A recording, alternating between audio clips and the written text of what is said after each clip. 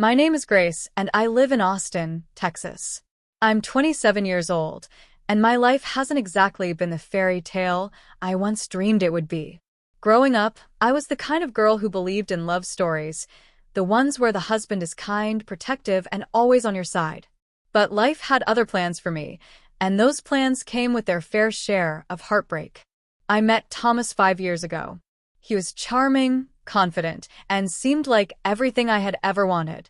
When we got married, I thought I was stepping into a partnership where I would be cherished and respected. But the reality was far from that. Thomas was distant, dismissive, and, as I later realized, entirely blind to the toxicity his sister, Emma, brought into my life. Emma hated me from the moment we met. She didn't even try to hide it. She always found ways to undermine me, whether it was a snide comment about my looks, passive-aggressive remarks about how lucky I was to marry her brother, or outright attempts to make me feel like I didn't belong. She saw me as an outsider, someone unworthy of the family she claimed to hold so dear. The worst part wasn't Emma, though. It was Thomas. He never stood up for me. Every time I tried to talk to him about how she treated me, he'd wave it off, saying things like, "That's just how Emma is," or worse, "You're reading too much into it." I felt invisible in my own marriage, like my voice didn't matter. For years, I endured this dynamic. I tried to keep the peace, to avoid making waves, to show Thomas the First wasn't the jealous, petty woman Emma made me out to be. But no matter how hard I tried, it was never enough. One day, everything came to a head. It started like any other day, or at least I thought it would. Thomas was at work, and I was home cleaning up, trying to get the house in order. I remember feeling a little off that morning, like there was a storm brewing. Call it intuition or whatever you like, but something in me just felt uneasy. Emma had been over the day before. She'd come by unannounced, as usual, treating our home like her personal hangout spot. She breezed in with that fake smile of hers, glancing around like she was judging every corner of my house. I tried to be polite, but the tension between us was always there, lurking beneath the surface. She stayed for hours, talking mostly about herself and her latest successes, dropping hints about how she had better taste in clothes and how she could never live in a cramped house like mine. I didn't think much of it at the time. Emma had always been like that, condescending, rude, and smug. But the next day, as I was tidying up, I noticed something strange. The drawer where I kept my jewelry was slightly open. At first, I thought maybe I'd left it that way by accident, but when I checked inside, my stomach dropped. My favorite earrings were gone, simple gold ones that Thomas had given me on our first anniversary. I kept searching and realized more things were missing. A bracelet my mom had given me, a necklace, and even some cash I'd stashed in the same drawer. I tried to stay calm, but as I kept looking, I realized the missing items didn't stop there. In the closet, a new dress I had just bought, one I hadn't even worn yet, was gone too. My mind was racing, and all the pieces started coming together. Emma. She was the only one who had been here, the only one who would have access to my things. When Thomas came home that evening, I tried to approach the subject carefully. I waited until after dinner, hoping to have a calm, reasonable conversation. "Thomas," I said, "I need to talk to you about something. I think someone stole from me." I'll never forget the look on his face. At first, he seemed confused, like he couldn't even process what I was saying. But then his expression changed, anger, disbelief, and something else I couldn't quite place. "What are you talking about?" he snapped. "Why would Emma steal from you? She doesn't need your stuff." I tried to explain, to walk him through everything I had found, or rather, hadn't found, but he wouldn't even listen. He cut me off mid-sentence, his voice rising with every word. "How dare you accuse her like this? You're always jealous of her, always trying to find something to blame her for. She works hard, she earns her own money. Why the hell would she want your cheap jewelry or your stupid dress?" His words hit me like a slap. Asterisk, cheap jewelry? Stupid dress? Asterisk, as if the things that were stolen didn't matter just because they weren't expensive. As if my feelings didn't matter. I tried to stay calm, to reason with him, but he was relentless. "You know what your problem is," he shouted. "You can't stand Emma because she's better than you. That's what this is about." You're petty and insecure, and honestly, I'm sick of it. By then, I was in tears. I couldn't believe what I was hearing. The man I married, the man who was supposed to love and protect me, was tearing me apart over his sister, the same sister who had done nothing but treat me like dirt. I stood there, stunned and shaking, as he delivered the final blow. If you're going to keep accusing my family of this nonsense, maybe you shouldn't be here at all. I think you should leave. I froze. What? I whispered, barely able to get the word out. You heard me, he said coldly. Pack your things and go. I'm done with this. And just like that, my world came crashing down. I packed a bag that night, still reeling from what had happened, and left the home I had built with Thomas. As I walked out the door, I glanced back one last time, hoping he might stop me, might realize what he was doing. But he didn't.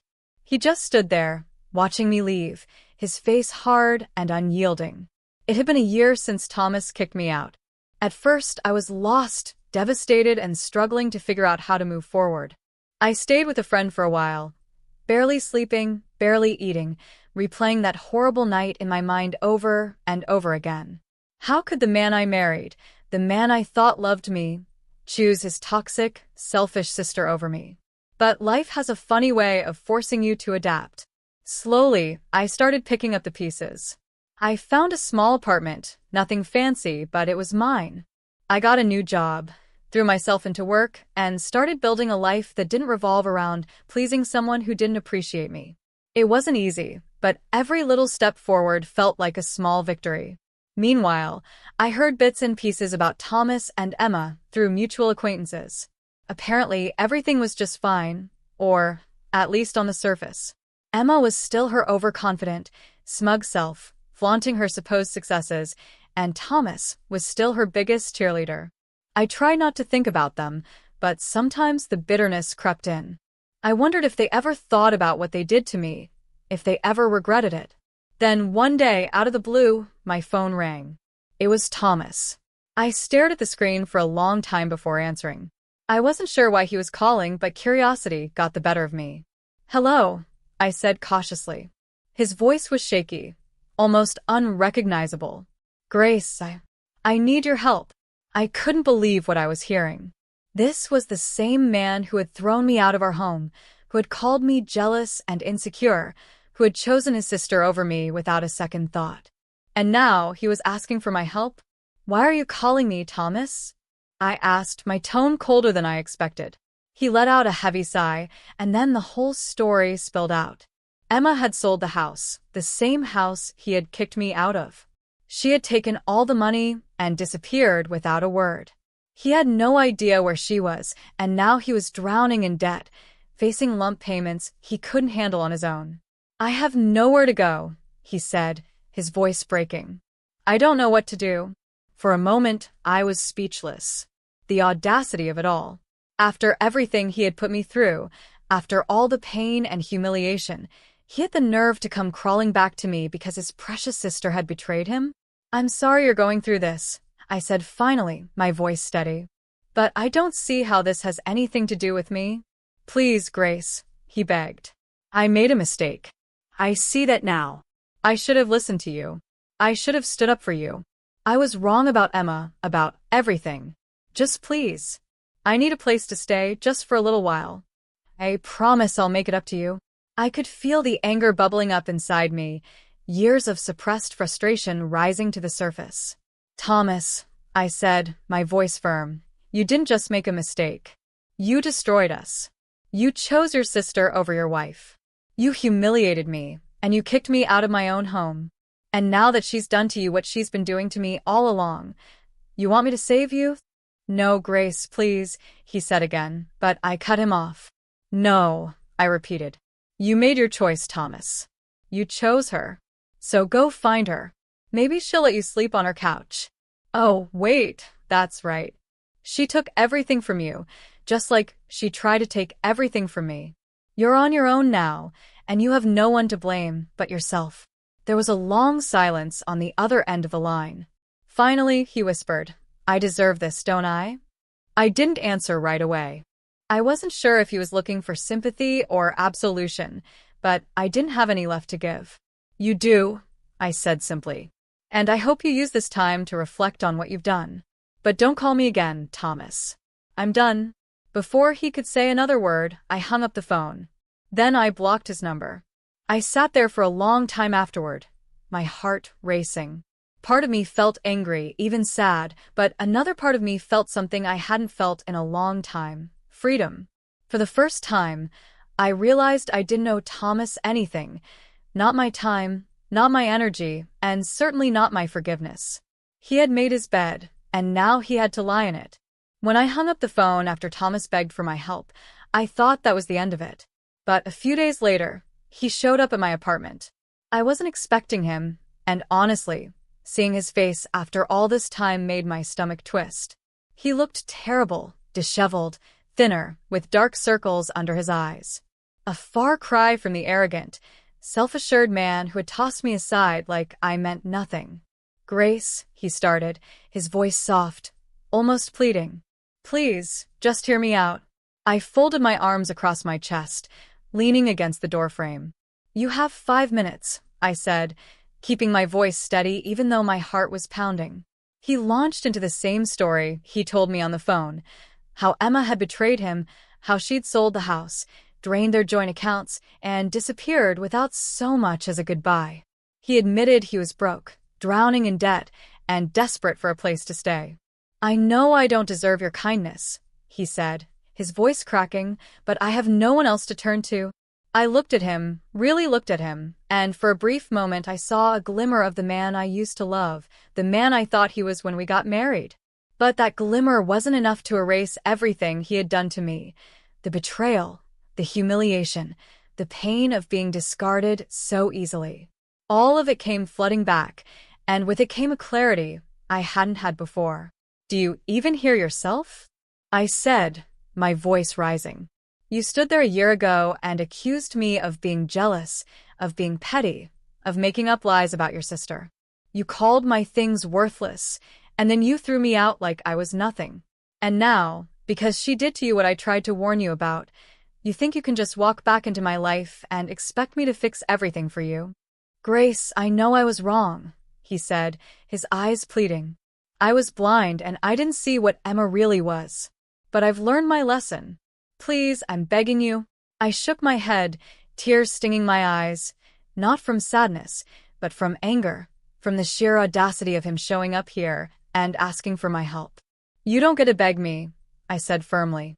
"You don't get to come back into my life after destroying it and expect me to save you. You chose her over me, Thomas. You chose her. So go to her." I stepped closer, my voice cold and unyielding. "Oh, wait, you can't because she kicked you out, didn't she? Just like you kicked me out." He opened his mouth to speak, but I didn't let him. "You know what? I'm glad this happened to you. I'm glad karma finally caught up with you. You deserve every bit of this. But I am done being your safety net. You're not my problem anymore." I stepped back, gripping the door as I prepared to shut it. "Go live with Emma," I said, my voice icy. "She's better than me, right? Isn't that what you said? Well, let her deal with you now. Goodbye, Thomas." And with that, I slammed the door in his face. My hands were shaking, my heart pounding, but I felt something I hadn't felt in years: power. For the first time, I wasn't the one being pushed aside, silenced, or blamed.